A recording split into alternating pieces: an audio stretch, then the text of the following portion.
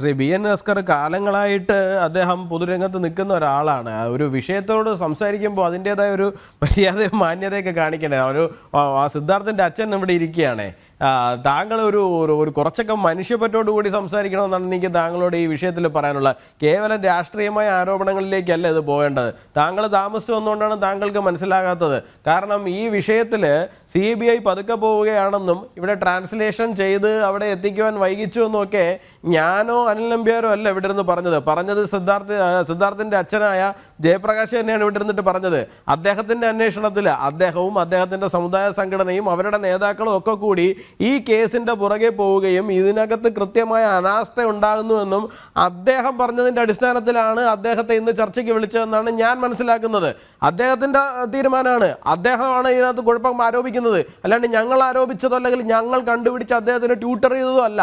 അദ്ദേഹം തന്നെ പറയുകയാണ് അദ്ദേഹത്തിനാണ് ആ കാര്യത്തിനകത്ത് കുഴപ്പമുണ്ടായെന്നുള്ള കാര്യം. അപ്പം നിങ്ങളിവിടെ ഇരുന്നിട്ട് ഒരു ഉത്തരവാദിത്വ ബോധമുള്ള ഇടതുപക്ഷ സഹയാത്രികൻ എന്നുള്ള നിലയിൽ അല്ലെങ്കിൽ ഇടതുപക്ഷത്തോടൊപ്പം നിൽക്കുന്നയാളെന്നുള്ള നിലയിൽ കൃത്യമായിട്ട് എന്താണ് സംഭവിക്കുന്നതെന്നുള്ള കാര്യത്തിൽ അദ്ദേഹത്തിന് വസ്തുനിഷ്ഠമായിട്ട് ഒരു മറുപടി നൽകുക എന്നുള്ളതിന് പകരം കേവലമായിട്ടുള്ള മുട്ടാപ്പോക്ക് രാഷ്ട്രീയ വാദഗതികൾ എടുത്ത് വെക്കുന്നത് കഷ്ടമാണ് സാർ. എനിക്ക് മറ്റൊന്നും ഇതിനകത്ത് പറയാനില്ല. നമ്മൾ കുട്ടിക്കളി കളിക്കുകയല്ല.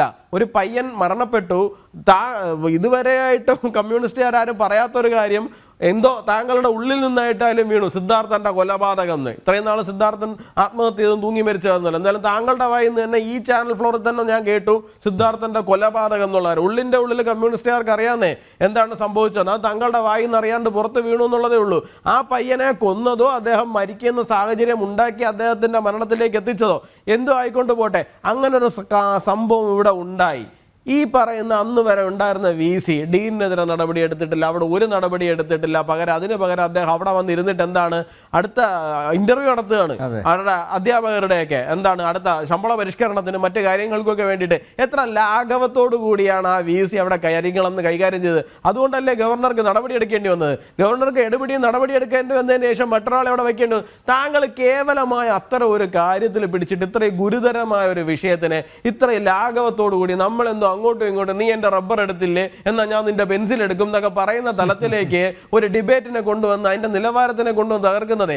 സാധാരണ നമ്മളിപ്പോൾ രാഷ്ട്രീയം സംസാരിക്കുകയാണെന്നുണ്ടെങ്കിൽ ആയിക്കോളൂ, ഒരു കുഴപ്പമില്ല. ഞാനും തിരിച്ച് ആ രീതിയിൽ തന്നെ നമുക്ക് രാഷ്ട്രീയം സംസാരിക്കാം. ഇതിന് മറുപടി പറയാൻ ഉദ്ദേശിക്കുന്നില്ല. കാരണം എനിക്ക് ആ മനുഷ്യൻ അവിടെ ഇരിക്കുന്നുണ്ട്. ഇല്ലായിരുന്നുണ്ടെങ്കിൽ കുഴപ്പമില്ലായിരുന്നു. ആ സിദ്ധാർത്ഥിൻ്റെ അച്ഛൻ അവിടെ ഇരിക്കുന്ന സാഹചര്യത്തിൽ അദ്ദേഹത്തിൻ്റെ മുമ്പിൽ വെച്ചിട്ട് ഇത്രയും കേവലമായ രാഷ്ട്രീയമായി അധംപതിച്ചിട്ട് സംസാരിക്കുന്നതിനോട് തീർത്തും താല്പര്യമില്ല.